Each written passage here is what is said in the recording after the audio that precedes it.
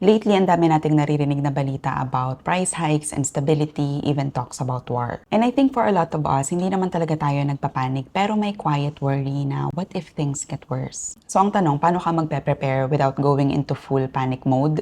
Paano ka magiging ready kahit na hindi mo naman alam talaga kung ano mangyayari next? So in this video, I want to share a few practical adjustments that I've been making to prepare for the rising prices. Number one is having a liquid emergency fund. Kahit gaano pa kalaki yung savings mo or ang dami mong investment, kung hindi mo naman sila ma-access within 24 to 48 hours, kapag may emergency, then hindi ka rin nila matutulungan. So ngayon, ang importante na sa akin is meron akong liquid emergency fund, which means pwede ko siyang ma-access within 24 to 48 hours.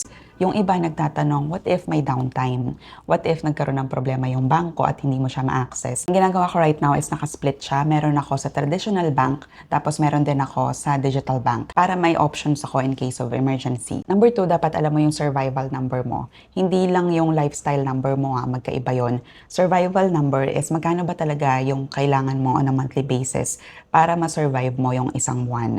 So yung basic needs mo lang yung naka-budget dito, including your rent, your bills, your groceries. Pero wag na muna natin isama yung mga wants or yung mga luho natin like delivery, eating out, or TNVS ride. So instead of vague kung magkano ba talaga yung kailangan mo, kung aabot ba yung savings mo, nagkakaroon ka ng clarity kung magkano talaga yung amount na kailangan mo to survive on a monthly basis. Lastly, don't make fear-based decisions. When things feel uncertain kasi, ang dali mag-decide emotionally, bigla kang mag-hoard, bigla kang mag-i-invest or magbebenta out of panic. And right now, I learned to pause na mag-wait muna ng at least 24 hours bago mag-decide, lalo na kung yung decision na yun ay makaka-apekto sa future mo. If you also have other tips or small adjustments na ginagawa ninyo to prepare, feel free to comment them down below. I'm sure makakatulong siya dun sa iba na nag-worry right now dahil sa rising prices. That's it for today. Ciao!